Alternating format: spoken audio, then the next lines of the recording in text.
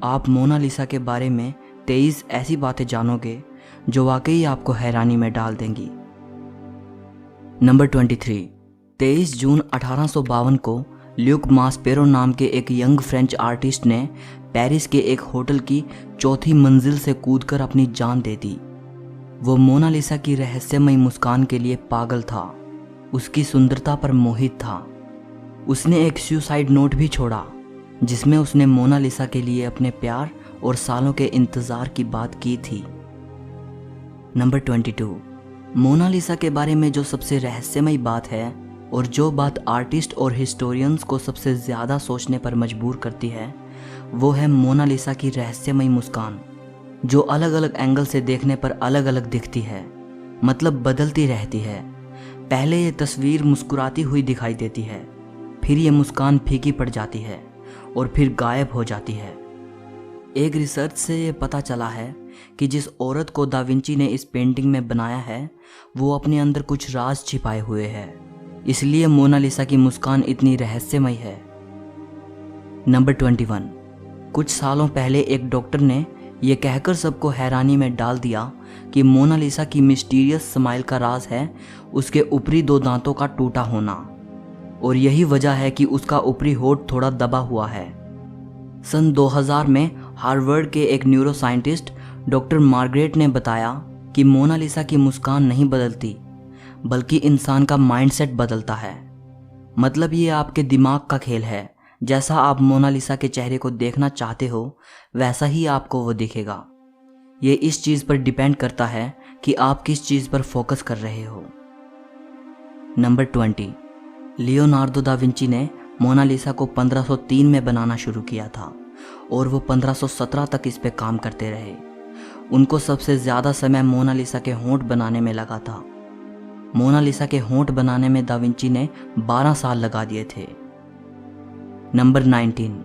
यह बात तो सच है कि मोनालिसा एक बेहद खूबसूरत पेंटिंग है और शुरू से ही ये काफ़ी मशहूर है, लेकिन इतनी मशहूर ये कभी नहीं थी जितनी कि ये तब हुई जब इसे पेरिस के लूव्र म्यूजियम से चुरा लिया गया।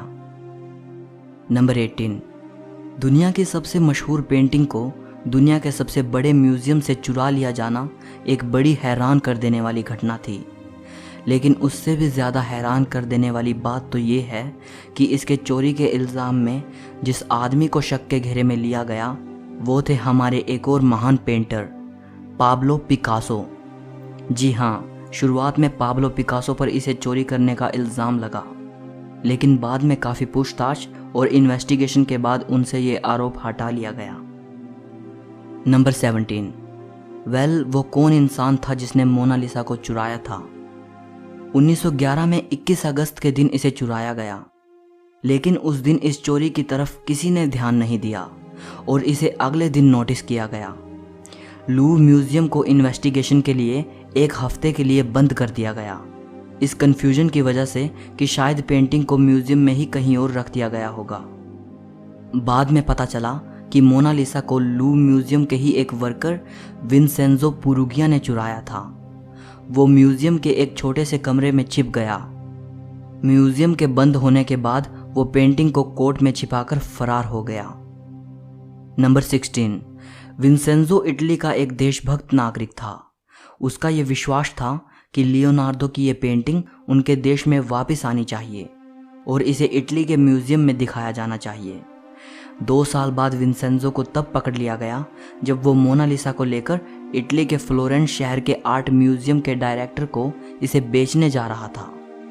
2 हफ्तों तक मोनालिसा को इटली के उसी म्यूजियम में रखने के बाद 4 जनवरी 1914 को वापस से पेरिस के म्यूजियम में लाया गया।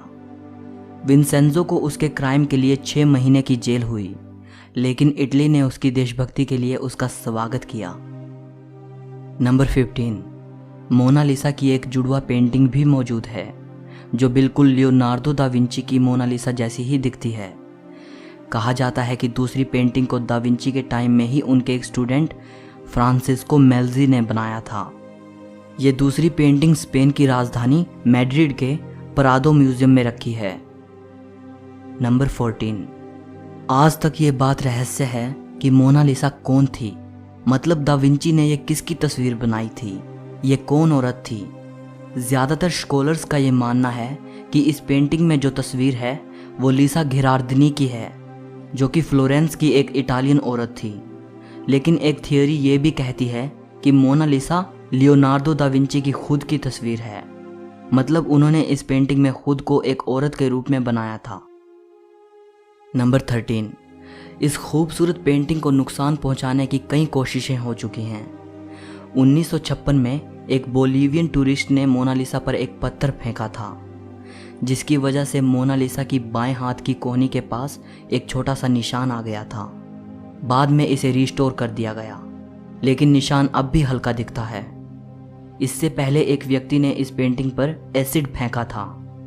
इसके बाद मोनालिसा की सिक्योरिटी को देखते हुए इसे बुलेट प्रूफ ग्लास के अंदर रखा गया, लेकिन इसके बाद भी एक लेडी ने मोनालिसा पर रेड पेंट से स्प्रे करने की कोशिश की थी, और 2009 में एक रशियन लेडी ने इसकी तरफ सिरेमिक टीकप फेंका, पर पेंटिंग दोनों ही केस में सुरक्षित रही। नंबर 12, लियोनार्डो दा विंची एक राइटर भी थे, लेकिन हैरानी होती है कि उन्होंने अपनी सबसे फेमस पेंटिंग मोनालिसा के बारे में कहीं कुछ भी नहीं लिखा। नंबर 11, सेकेंड वर्ल्ड वॉर के टाइम मोनालिसा को 6 बार अपनी जगह से बदला गया, ताकि ये बेशकीमती पेंटिंग जर्मन नाजियों के हाथों में ना चली जाए।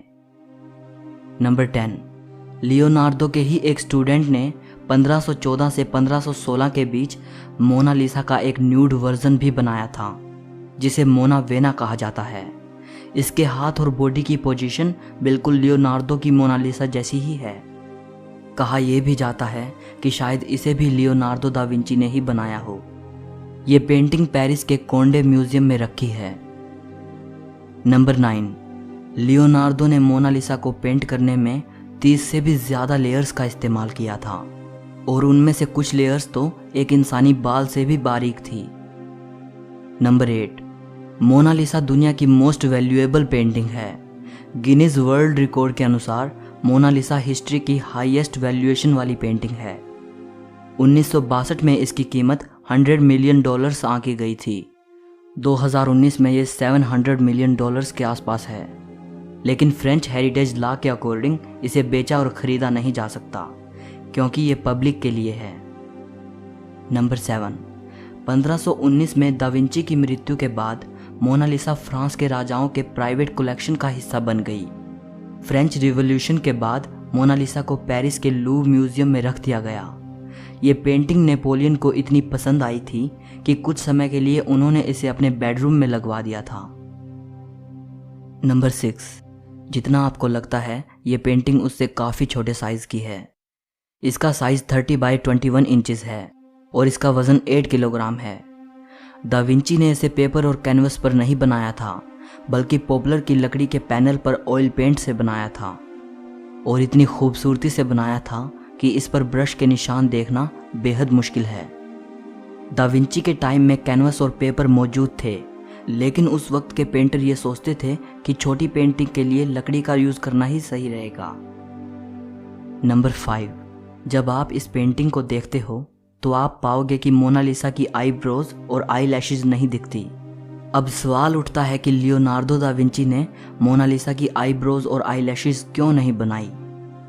2017 में एक फ्रेंच इन्वेंटर पास्कल कोट ने हाई रिजोल्यूशन स्कैन से ये पता लगाया कि दा विंची ने मोनालिसा की आईब्रोज और आई लैशेज बनाई थी।